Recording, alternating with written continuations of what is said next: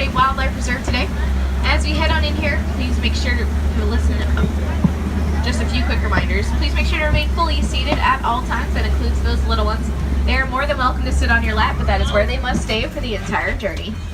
This is a photo safari, so go ahead and take those pictures. Just hold on nice and tight to anything you don't want to lose out here, like those cameras and phones. If you drop something, I cannot stop to get it. While you take those pictures as well, please keep all hands, fingers, and shoulders, knees, toes inside the truck at all times. They are really good at hiding and can blend in with their surroundings, so just keep an eye out for them. Take a look on our left here. You'll see a couple of greater kudu right here on this hill. Well, you can tell these are female since only males have horns. Take a look to our right real quick as well. You'll see an okapi. That is a great example of a shy animal. They actually were thought to be a mythical creature until they were discovered by Westerners until 1901, since they were so rare to be seen. One more quick thing about that okapi, since we can see those striped pants and socks so well from this angle. They're the only known relative to the giraffe. Okapi and giraffe share similar skull structures, prehensile tongues, as well as the same number of vertebrae in their neck, 7, the same amount as humans. Now we do see some larger animals out here every now and then. Ooh, and actually there's actually one to our left side. You can see them. That's a black rhino. Ooh, but there I'm going to pull up a bit more. There's one a little bit closer. Also on our left. Right there, taking a nap. It's pretty hard to miss a black rhino. They weigh about 3,000 pounds. Rhinos can charge at 35 miles an hour. They are often poached for those horns, which is sad because their horns are made of keratin, the same substance found in human fingernails and hair. The poaching of the black rhino species in particular is sad, considering there are currently less than 5,000 black rhinos left in the world. That's why it's really important for reserves to keep up those conservation efforts as well as those breeding programs to help keep those numbers climbing.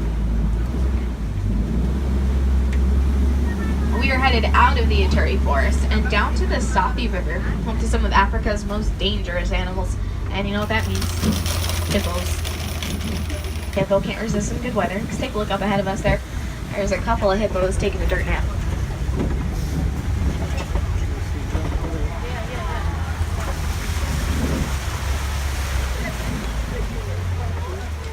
You can really see how big hippos are out of water. Males can weigh almost 5,500 pounds. Since hippos can charge at about 20 miles an hour on land, you really don't want to make a hippo angry. That's actually a hippo under the water somewhere out there.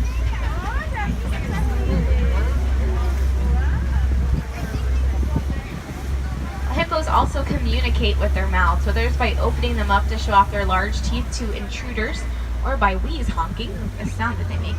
It's something in between an oink and a honk.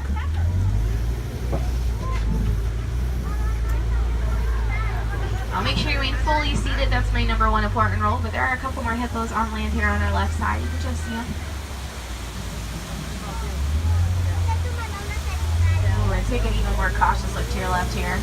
These are some Nile crocodile. Now they are carnivores, so especially here, friendly reminder, please stay seated. Nile crocodile are the largest species of crocodilian in Africa. They can be as long as a giraffe is tall, which is about 20 feet.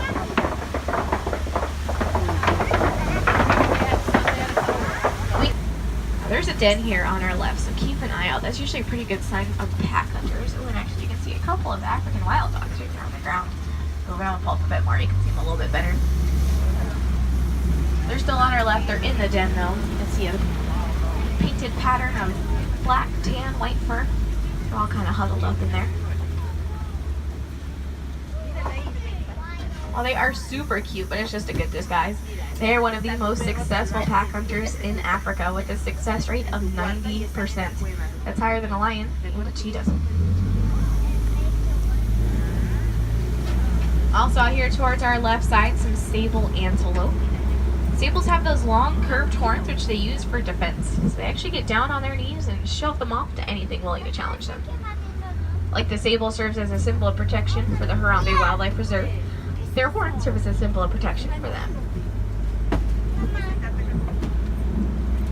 We're passing lots of termite mounds out here as well. There's actually a really big one here to our left. They serve as great vantage points and scratching posts for some of the animals in the area. They are typically made of dirt, termite saliva, and poop. Maybe baking this into a concrete texture. They do look rather solid, but they are porous. They have lots of air pockets for ventilation, as well as tunnel systems, so that the termites can move around.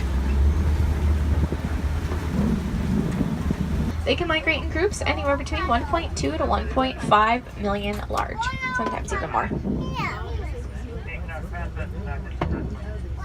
Looks like we found those giraffes that have been trimming these trees for us.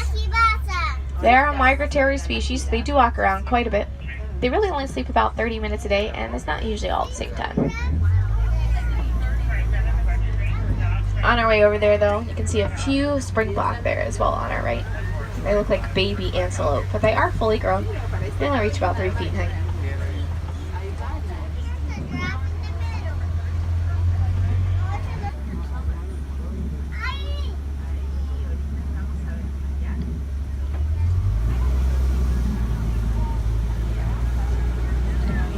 Giraffes. There's actually some on our left and on our right. We're going to pull around just a bit more here so we can get in the middle of these two.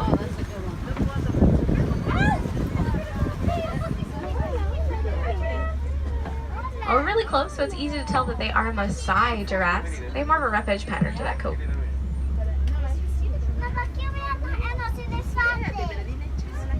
Well, that is one of the smaller members of the family there on our left side. It looks to be just over a year old, maybe a bit less though. Baby giraffes aren't exactly born small. They'll be born about 6 feet tall and weigh 150 pounds. On top of giving birth to a 6-foot baby, giraffes also have a gestation period of about 12 to 14 months.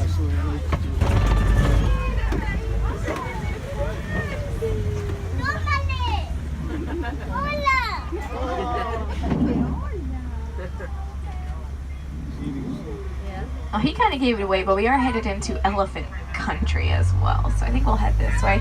You can see a few of those mandrills, though, there on our left. Looks like Mama's got her hands full there, kind of in the center.